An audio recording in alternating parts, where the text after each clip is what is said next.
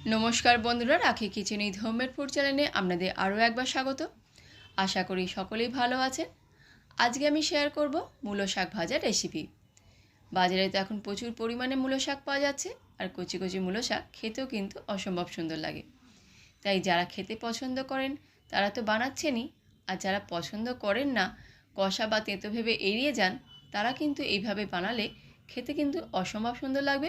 আর যতক্ষণ না পর্যন্ত বলবেন এটা মূলো শাক, ততক্ষণ পর্যন্ত কিন্তু কেউ বুঝতেই পারবেন না আপনি কোন শাক রান্না করেছেন। চলুন তাহলে দেখে নেওয়া যাক। আমি বাজার থেকে ফ্রেশ কচি কচি মূলো শাক নিয়ে চলে এসেছি এক আঁটি।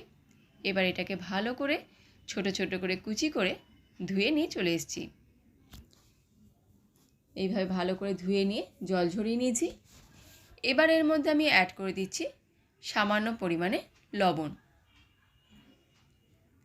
এখানে আমি ছোটো চামচে 2 চামচ মতো লবণ ব্যবহার করেছি। এবার এটাকে ভালো করে লবণের সঙ্গে মাখিয়ে নেব। এইভাবে যদি শাকটাকে ভালো করে মাখিয়ে নেওয়া যায় তাহলে কিন্তু শাকটা অনেকটাই নরম হয়ে আসে, আর যে শক্ত কষা ভাবটা থাকে সেটাও কিন্তু অনেকটা কেটে যায়। তাই এই স্টেপটা কিন্তু মিস করলে চলবে না।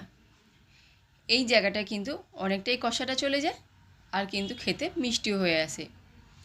ভালো করে এইভাবে মাখিয়ে নিয়ে এক সাইড করে রেখে দেব।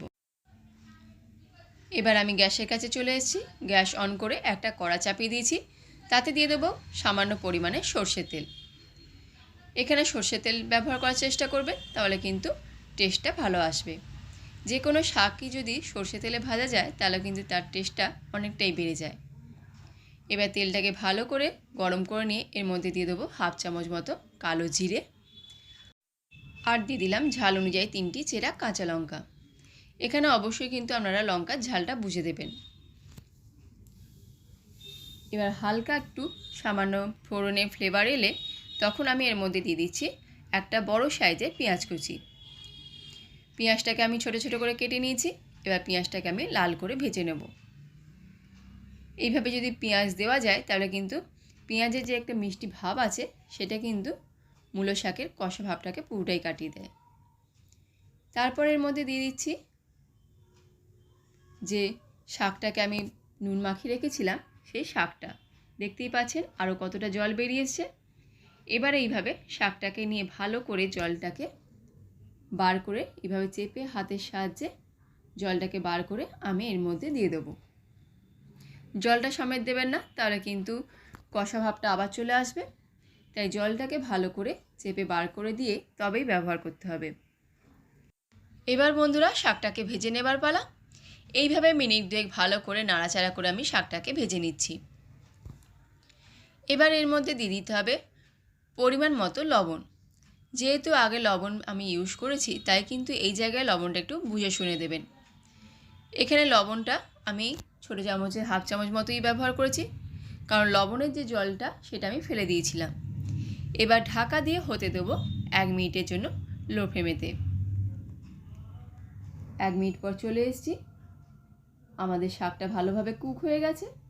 আবারও একটু সামান্য নাড়াচাড়া করে এর মধ্যে দিয়ে দেবো 1 চামচ মতো চিনি, আর দিয়ে দিচ্ছি 4-5টা মতো ভাজা বড়ি।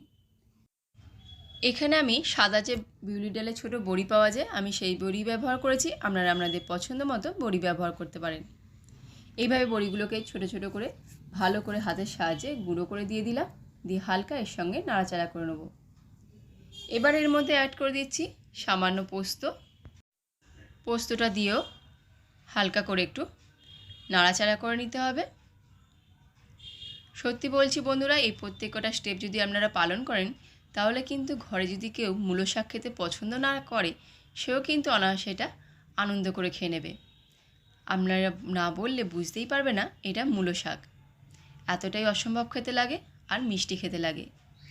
চলে এসেছি।